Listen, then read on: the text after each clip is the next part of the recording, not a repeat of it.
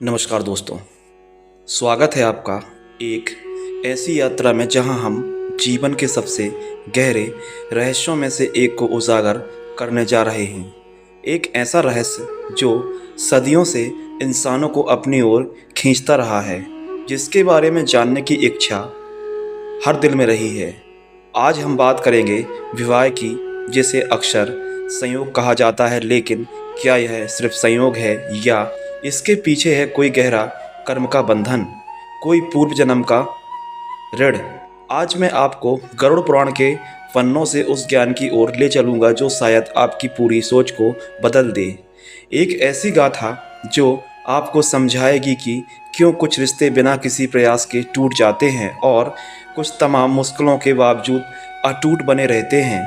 क्यों कुछ लोगों को जीवन भर साथी नहीं मिलता और कुछ लोग गलत साथी के साथ बंध जाते हैं। क्या यह सब किस्मत का खेल है या हमारे ही कर्मों का लेखा जोखा है? इस वीडियो को पूरा देखिएगा, क्योंकि आज जो रहस्य मैं आपको बताने जा रहा हूँ वह शायद आपके जीवन के कई अनुत्तरित प्रश्नों का जवाब दे दे।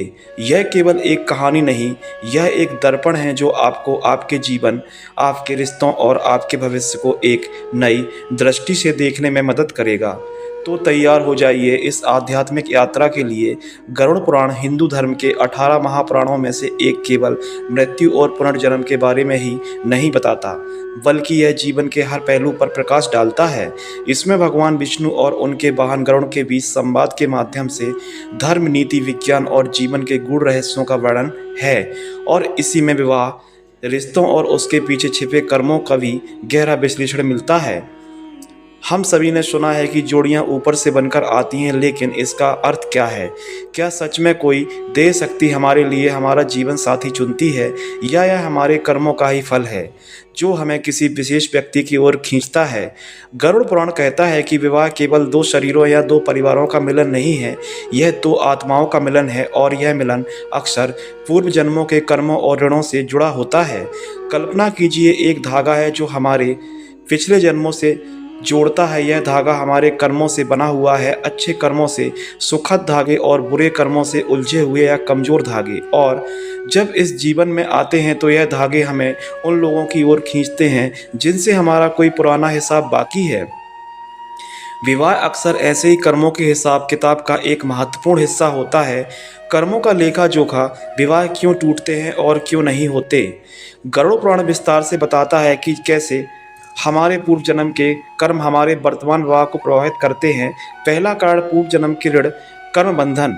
कई बार हम ऐसे व्यक्ति से विवाह कर लेते हैं जिससे हमारा कोई गहरा कर्म ऋण होता है। हो सकता है पिछले जन्म में हमने उस व्यक्ति का कुछ पूरा किया हो या उससे कुछ लिया हो जिसका भुगतान इस जन्म में करना हो। ऐसे रिश्तों में अक्सर मुश्किलें आती हैं, संघर्ष होता है, क्योंकि यह एक चुकाने वाला रिश्ता होता है। जब ऋण चुकता हो जाता है तो रिश्ता अक्सर टूट जाता है।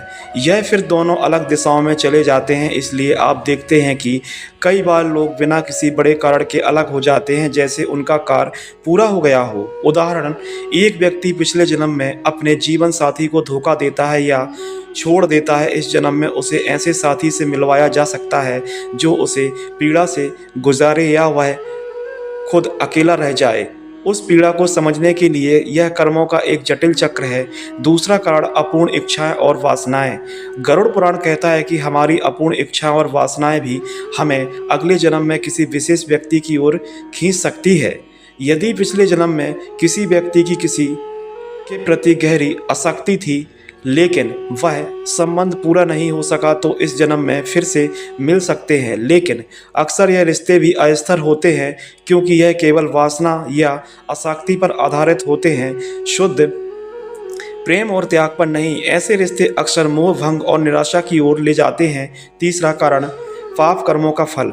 गरुड़ पुराण में कई ऐसे पाप कर्मों का फल है जिनके कारण व्यक्ति को इस जन्म में वैवाहिक सुख में वंचित रहना पड़ता है या उसे खराब साथी मिलता है। गुरु का अपमान। जो व्यक्ति गुरु का अपमान करता है या उसे धोखा देता है, उसे वैवाहिक जीवन में सुख नहीं मिलता। किसी की स्त्री का हरण करना या पर स्त्री गमन करना। ऐसे कर्मों से व्यक्ति को अगले जन्म में या तो पत्नी मिलती ही नहीं है या ऐसी मिलती है जो उसे दुख देती है। कमज़ोर या बीमार साथी को छोड़ देना। जो व्यक्ति अपने साथी को संकट में छोड़ देता है उसे अगले जन्म में अकेलापन या परित्याग का दुख मिलता है। अनैतिक तरीके से धन कमाना। यह कर्म भी वैवाहिक जीवन में असंतोष और दरार पैदा कर सकता है। यह सभी कर्म किसी न किसी रूप में हमारे जीवन में लौटकर आते हैं और हमारे रिश्तों को प्रभावित करते हैं। यह जानना महत्वपूर्ण है कि गरुड़ पुराण का उद्देश्य हमें डराना नहीं बल्कि हमें कर्मों की गंभीरता और उनके परिणामों को समझाना है ताकि हम अच्छे कर्मों की ओर प्रवृत्त हों। अब बात करते हैं उन लोगों की जिन्हें जीवन साथी नहीं मिलता या जिनकी शादी कई प्रयासों के बाद भी नहीं हो पाती। क्या यह भी कर्म का ही फल है? गरुड़ पुराण इस स्थिति को भी गहराई से समझाता है। पहला कारण आध्यात्मिक विकास के लिए अकेलापन। कई बार आत्मा अपने विकास के लिए अकेले रहने का मार्ग चुनती है। ऐसा व्यक्ति शायद पिछले जन्म में बहुत अधिक सांसारिक बंधनों से में रहा है और इस जन्म में उसे अपने भीतर झांकने, आत्मज्ञान प्राप्त करने या किसी बड़े आध्यात्मिक उद्देश्य को पूरा करने के लिए अकेले रहने की आवश्यकता होती है। यह अकेलापन श्राप नहीं है बल्कि एक अवसर है। उदाहरण, कई ऋषि मुनि आजीवन अविवाहित रहते हैं ताकि वे अपनी पूरी ऊर्जा और ध्यान आध्यात्मिक साधना में लगा सकें। आधुनिक समय में भी कुछ लोग अनजाने में ही सही ऐसे जीवन को चुनते हैं जहां वे किसी बड़े लक्ष्य को प्राप्त कर सकें। दूसरा कारण पूर्व जन्मों में विवाह के प्रति अनासक्ति या त्याग। यदि किसी ने पिछले जन्म में विवाह और गृहस्थ जीवन के प्रति गहरी अनासक्ति रखी हो या किसी महान उद्देश्य के लिए विवाह का त्याग किया हो तो इस जन्म में भी उसे विवाह बंधन से मुक्ति मिल सकती है। यह मुक्ति दुखद नहीं बल्कि एक प्रकार की स्वतंत्रता हो सकती है। तीसरा कारण गहन पाप कर्मों का फल। कुछ बहुत ही गंभीर पाप कर्म जैसे परिवार को तोड़ने वाले या किसी के वैवाहिक जीवन को नष्ट करने वाले कार्य व्यक्ति को इस जन्म में वैवाहिक सुख से पूरी तरह से वंचित कर सकते हैं। यह आत्मा को अपने कर्मों का प्रायश्चित करने और उसको पीड़ा को समझने का अवसर देता है जो उसने दूसरों को दी थी। लेकिन याद रखिए, गरुड़ पुराण हमेशा आशा का संदेश देता है। कर्म का फल निश्चित है लेकिन कर्मों को सुधारा भी जा सकता है। शादी क्यों टिकती है? पुण्य कर्मों का फल। यदि पूर्व जन्म में बुरे कर्म विवाह को प्रभावित कर सकते हैं तो अच्छे कर्म का क्या करते हैं? गरुड़ पुराण बताता है कि पुण्य कर्म हमें सुखद और स्थायी वैवाहिक जीवन प्रदान करते हैं। पहला कारण निस्वार्थ सेवा और प्रेम। जो व्यक्ति पिछले जन्म में अपने परिवार, समाज या किसी भी प्राणी की निस्वार्थ सेवा करता है उसे इस जन्म में एक ऐसा साथी मिलता है जो प्रेम पूर्ण, सहायक और वफादार होता है। निस्वार्थ प्रेम बोया गया बीज है जो इस जन्म में एक सुंदर रिश्ते के रूप में फल देता है। दूसरा कारण वफादारी और ईमानदारी। जो व्यक्ति अपने रिश्तों में वफादारी और ईमानदार रहता है, अपने वचन का पालन करता है, उसे इस जन्म में वैसा ही साथी मिलता है। ऐसे रिश्ते विश्वास और सम्मान की नींव पर खड़े होते हैं जो उन्हें अटूट बनाते हैं। तीसरा कारण धर्मपरायण जीवन। जो व्यक्ति धार्मिक नियमों का पालन करता है, दूसरों के प्रति दयालुता रखता है और न्यायपूर्ण जीवन जीता है, उसे एक ऐसा साथी मिलता है जो उसके आध्यात्मिक मार्ग में सहायक होता है। ऐसे जोड़े एक साथ मिलकर धर्म के मार्ग पर चलते हैं और उनका संबंध न केवल शारीरिक बल्कि आध्यात्मिक रूप से भी गहरा होता है। चौथा कारण त्याग और बलिदान। गरुड़ पुराण में ऐसे लोगों का भी उल्लेख मिलता है जिन्होंने किसी बड़े उद्देश्य के लिए अपना सुख त्यागा या दूसरों के लिए बलिदान दिया है। ऐसे लोगों को अक्सर ऐसे साथी मिलते हैं जो उनके जीवन को पूर्णता प्रदान करते हैं और उनके त्याग का सम्मान करते हैं। इस प्रकार गरुड़ पुराण हमेशा हमें सिखाता है कि हमारा वर्तमान वैवाहिक जीवन को कोई आकस्मिक घटना नहीं बल्कि हमारे अपने कर्मों का प्रतिबिंब है। यह एक गहरा आध्यात्मिक सत्य है जो हमें कर्मों के प्रति अधिक जागरूक बनाता है। तो इस जन्म में भी क्या करें?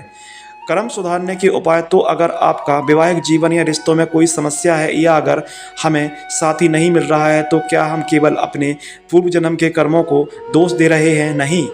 गरुड़ पुराण हमें कर्म सुधारने के उपाय और भविष्य को बेहतर बनाने का भी उपाय बताता है। एक वर्तमान में अच्छे कर्म करें। सबसे महत्वपूर्ण बात है वर्तमान में अच्छे कर्म करना, सत्य बोलना और ईमानदारी अपने रिश्तों में और अपने जीवन में हमेशा सच्चाई और ईमानदारी का पालन करें। दूसरों की सेवा असहाय लोगों की मदद करें, खासकर बुजुर्गों और बच्चों की।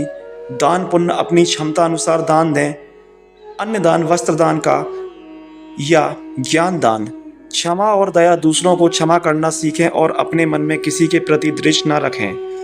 पति या पत्नी के प्रति वफादारी और सम्मान, यदि आप विवाहित हैं तो अपने साथी के प्रति पूर्ण रूप से वफादार रहें, उनका सम्मान करें और उन्हें सहारा दें। परिवार का सम्मान, अपने माता पिता, सास ससुर और परिवार के अन्य सदस्यों का सम्मान करें।